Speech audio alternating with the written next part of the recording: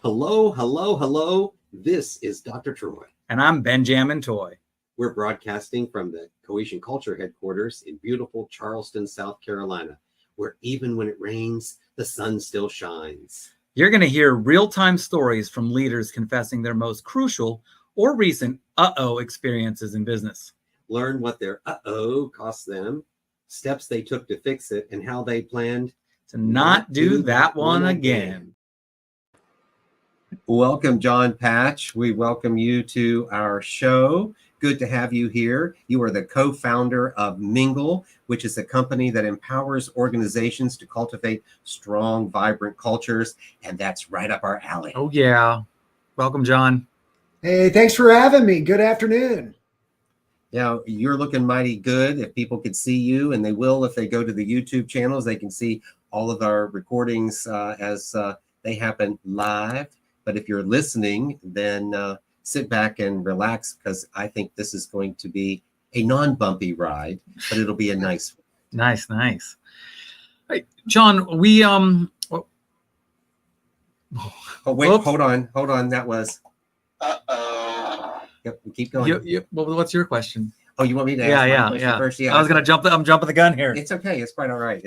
You think we haven't never done this before, and this is probably episode 2, episode 20. Yeah. But here we go. So, John, one of the things we like to do is do a little connections before content. So we want people to know a little bit about who you are as an individual. So one of the questions we have for you is, tell us something about you that people would not be able to read on your resume.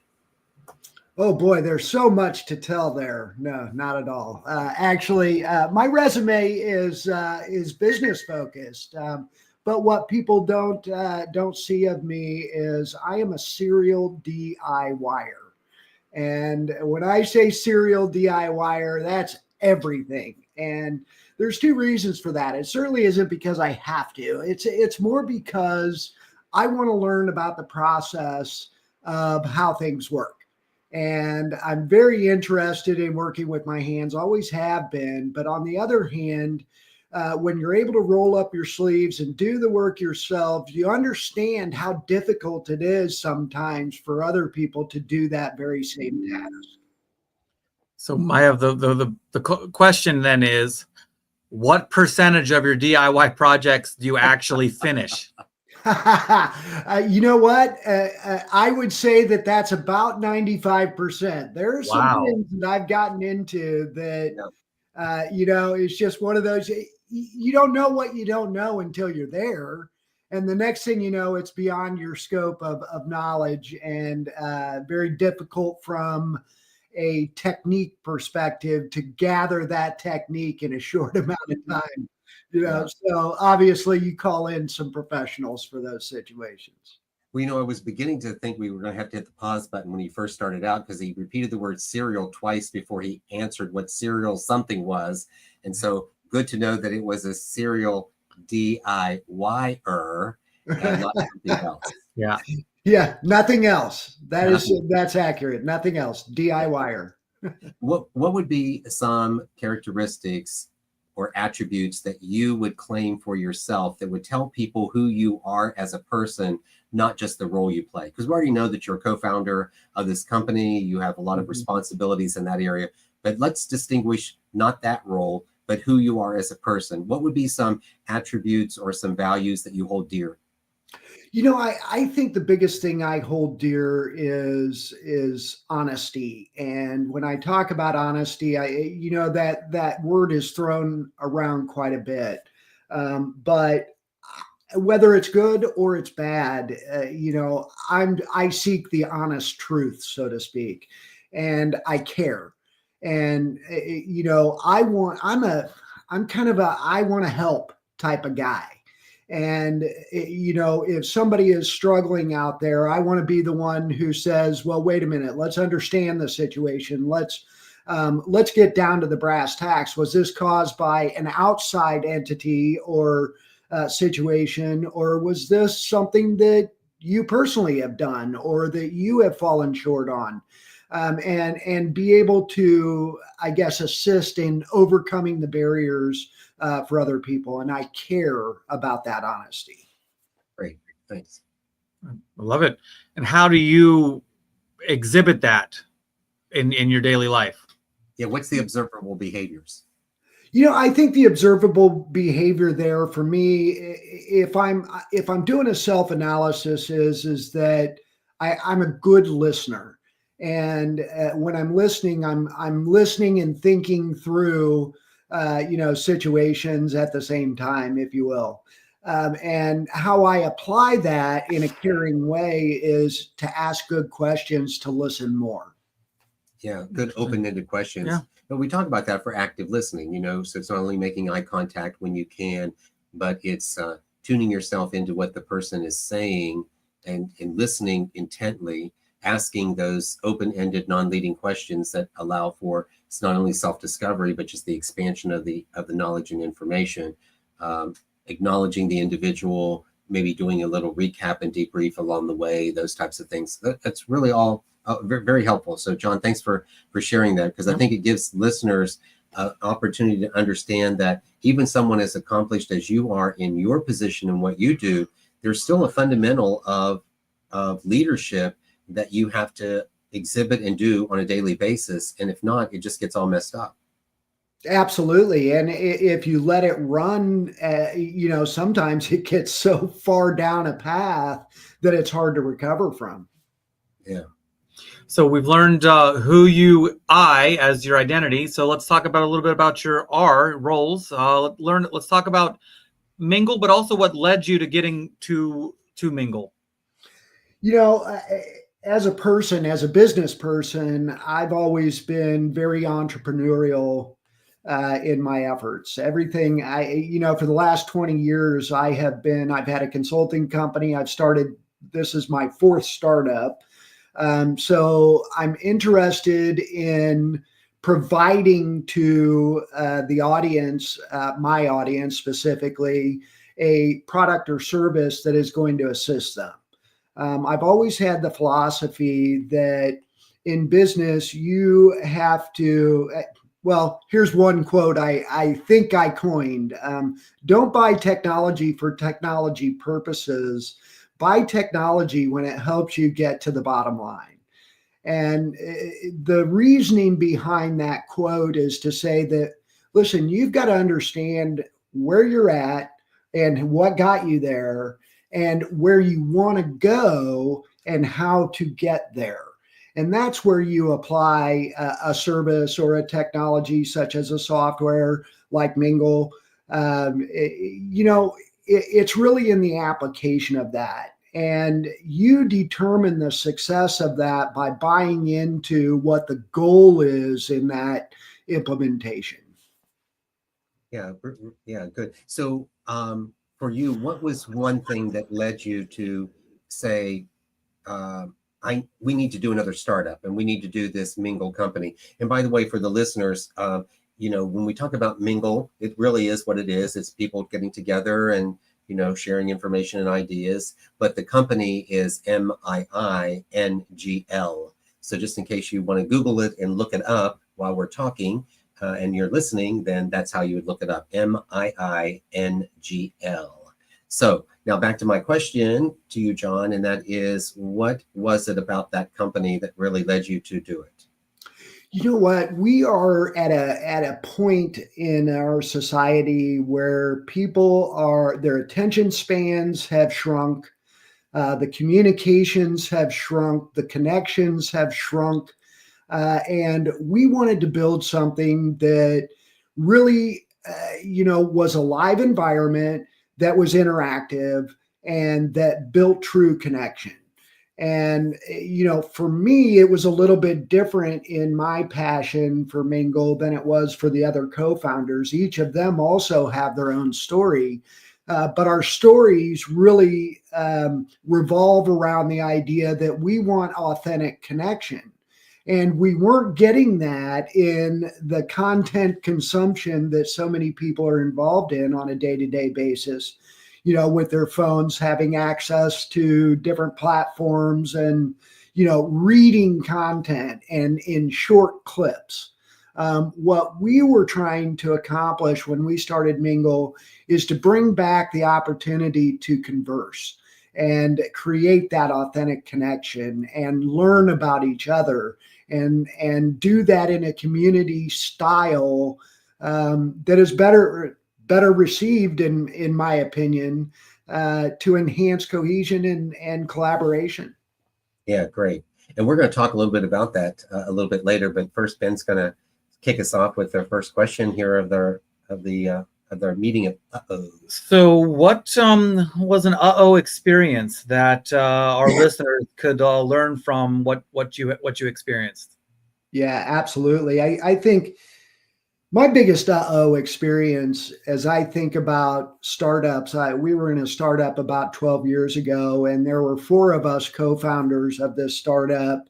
And 2 of the individuals, one being me, the other, we had a difference of opinion in who should be the ultimate decision maker.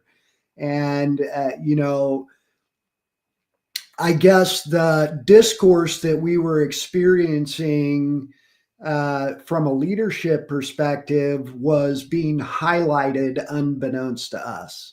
And that is that our communication became very confrontational, very argumentative, very power grabbish. I don't know if that's a word, but we'll call it one. It is now.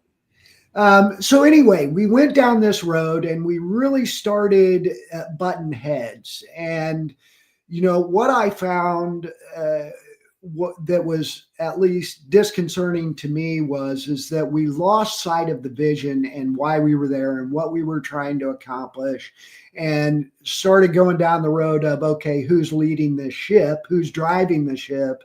Instead of making decisions based upon good communication. And the uh-oh is that we both failed. And it was the beginning of the end of that company.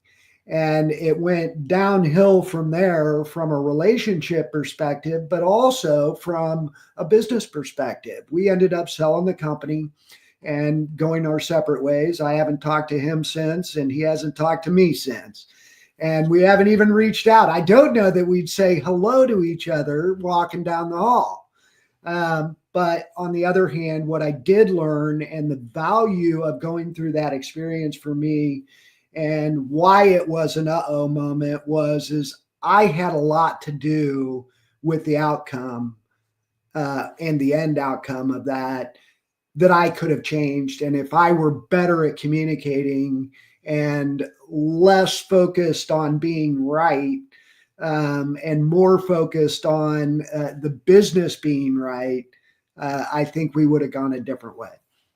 I really appreciate your transparency. I think that's so important when you're recounting a situation like this and letting people know about it, to really be transparent. And, sharing an uh-oh moment really requires you to be vulnerable. You have to be willing to say, I messed this up. And I don't think people are looking for other people to be perfect. They're looking for them to be transparent, to be honest, as John mentioned in the very beginning, which is tell the truth, right. No half lies, no omissions, be forthcoming in your information. But it's about being honest with yourself too. And that's a big part of it. It's like, you can say things and be honest with others, but sometimes people can see through the idea of if you're not honest with yourself. And I've actually recently learned that there's actually a huge difference between being transparent and being vulnerable. Some folks can be transparent, but remove themselves from the emotions of describing something. The vulnerability element is that you actually allow yourselves to feel the emotions of those challenges, those traumas, those bad decisions. And that's a big takeaway to realize, okay, well, I can just say what I remembered or how it went. But when you actually are able to remember those emotions with it, you're then able to help the next person. So it takes that transparency to an upper level, to actually be vulnerable, right? Yeah, to be vulnerable. Okay, that's great insight, Ben. Super duper. So one of the follow-up questions we have for you is, what does this cost you? I kind of heard a little bit sounded like relationship was one of the items that I kind of got from it. But it's interesting that you put it in that perspective of cost. And I look at it a little bit differently. While it did cost me the business, and I think probably some opportunity unrealized, I look at it more that what did I gain out of that moment? What did I take as a learning opportunity to go forward and say, listen, you can do this better. You've realized that you could have done it better then, and you can't take that back. But what can you learn from that failure and that right?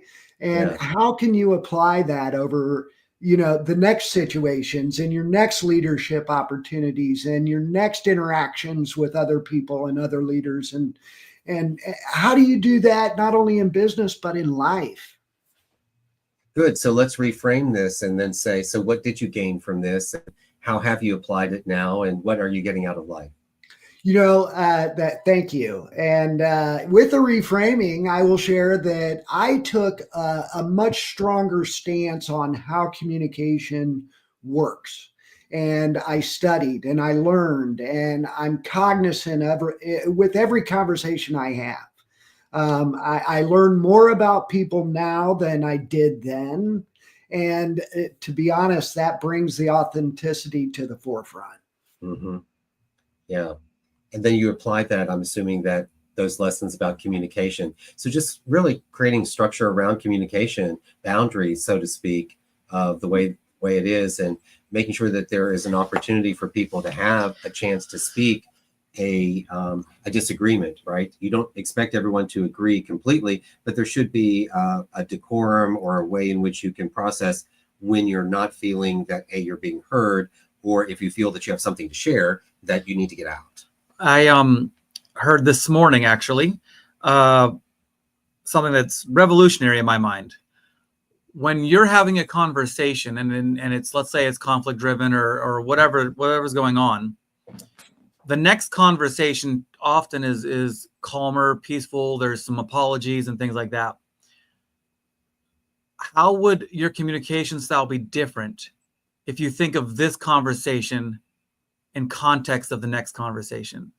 How would you change what's being said now to avoid that future apology, that future disgruntled one, that future thing? So how, Fanny has a great conversation on doing what's right is never wrong, or what's the saying? No, to further what's right. Yeah, sometimes it's like, are you willing to be wrong to further what is right? So the idea is, like, in a conversation, winning to win, or to be right versus, okay, that I understand that, or, asking more questions. But the framing that I took from the thing I heard today was, okay, the next conversation after this one's going to suck. Why not change how this one's actually going to end?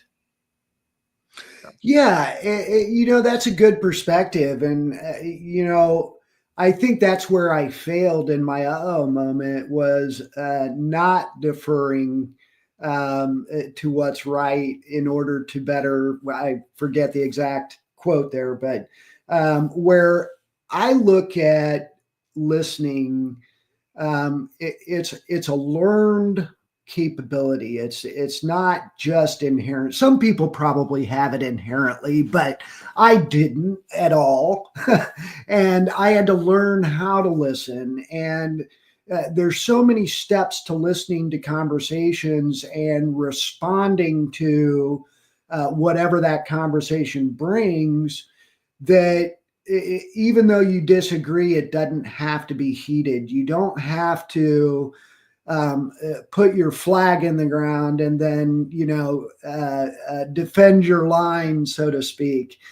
You have the opportunity to listen and decide dynamically whether or not they're changing your mind in a argumentative situation, right?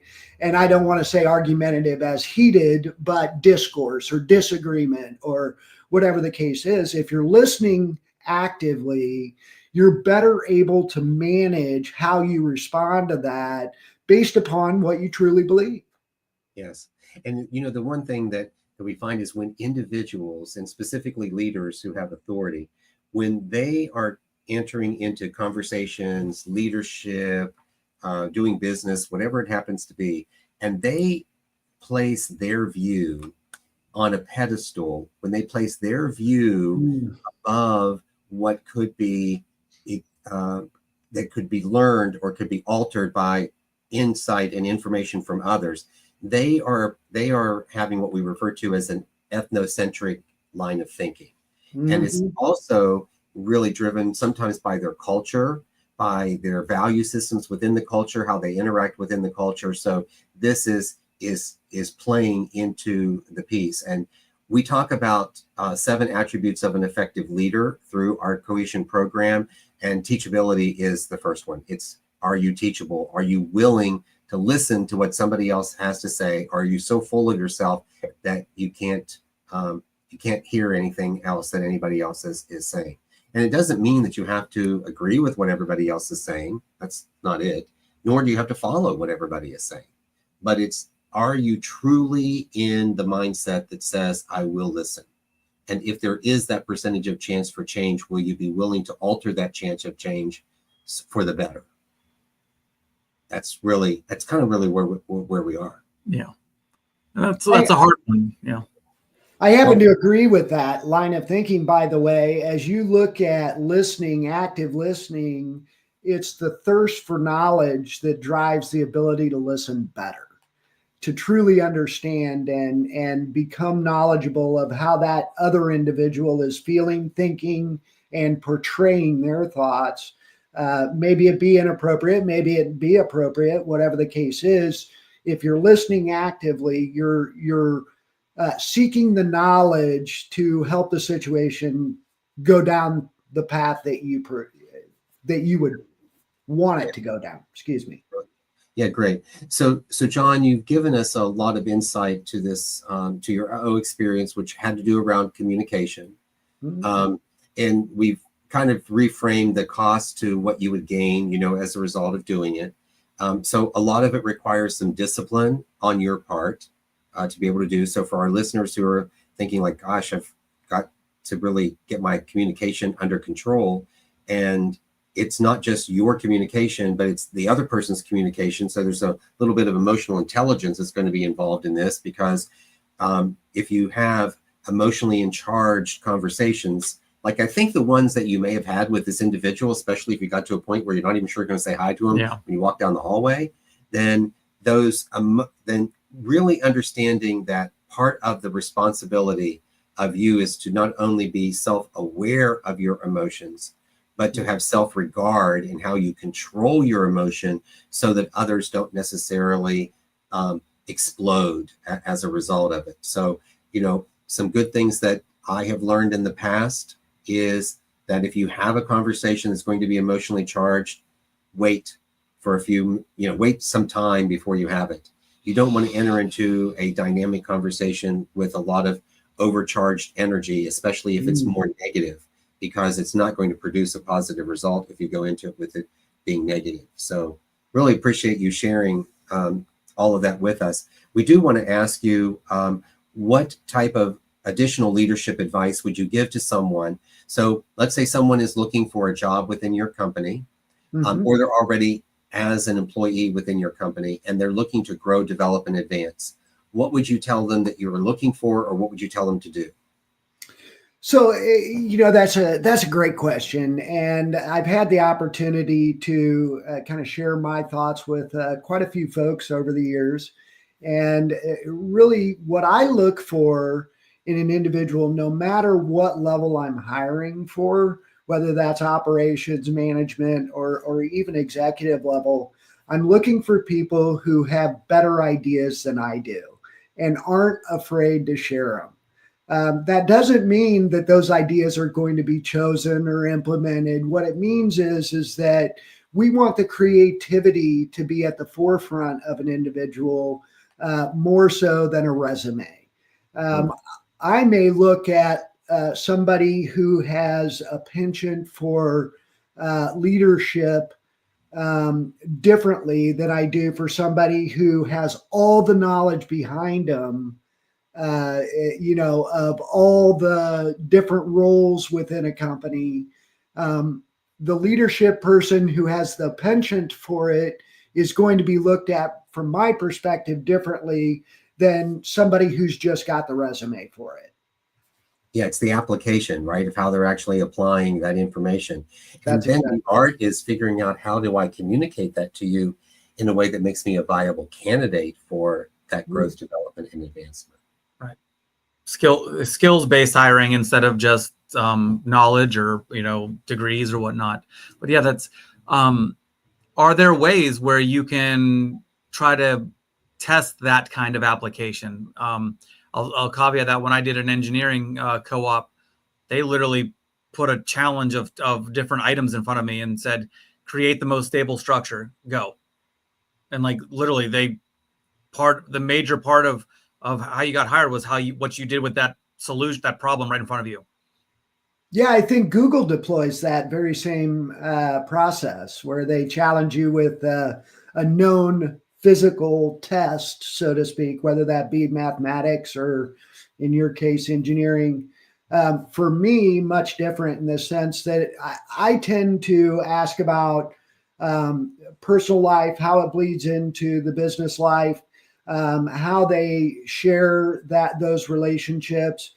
And most importantly, I ask them about the problems they've had in the past and how they've overcome them and what they've done creatively to better themselves in a way that can be applied to not only life, but business. Yeah. Well, John, we appreciate you being with us today. Couple things before we close out. One is just really want to talk a little bit more about this, like the concept of mingling and why mingling is important, especially as you really, I think the essence of what you talked about today was about communication and people connecting and doing that. And Mingle certainly does that through the cohesive leader community. We offer Mingle times where individuals once a week can go into a suite. They can sign in on Tuesdays from 6:16 to 7:17 p.m. Eastern Standard Time. Yes, that's an hour and 1 minute of Mingle. And there's a lot of really fun activities that happen within that space, and really appreciate you giving us that opportunity, because we see that one of the fundamental aspects of infusing cohesion into not only the culture of the work, but to you, the individual, is having that sense of belonging and inclusion. And having a community is one of the best ways for you to feel like you belong. And when you participate in that community, now you're engaged. And so that's what we're really hoping for, is that people will now start to go into those Mingle spaces, will actually start to interact with us as the momentum continues. So we appreciate you. I don't know if you guys thought about this, but that's cohesion culture 101. It is. I mean, it's one of the reasons. It's why we managed to work it out so well, is that what we saw is that you were providing a technology solution. And for me, I have a big message that I've been speaking on for the past year, and that is how can technology humanize culture? And what that means is we're not asking for the AI intelligence or the technology to replace the human or to exhibit human behavior in a way that makes the technology seem like it's real, but it's how do you use the technology to interact so that you can create more of that connection time to be human when you have that time to be with the person. So we're not suggesting that the technology should replace the human. It's how does the technology supplement what it means to be human to do that? And we really saw that coming forward in your business and company, and that's one of the reasons we thought it was important to really set it up that way and have our Mingle space. So absolutely. And we appreciate you being on Mingle. And I can share with you that we are trying to make Mingle as close to real life as possible. And, so there's some nuances with all video platforms. And what we found is very few of them are audience first. And we are audience first. And when we say that, we certainly expect that hosts like yourselves will be part of the audience as well. Absolutely. Absolutely. So one of the things we like to know from you is, what question did you think we were going to ask today that we didn't? Oh boy.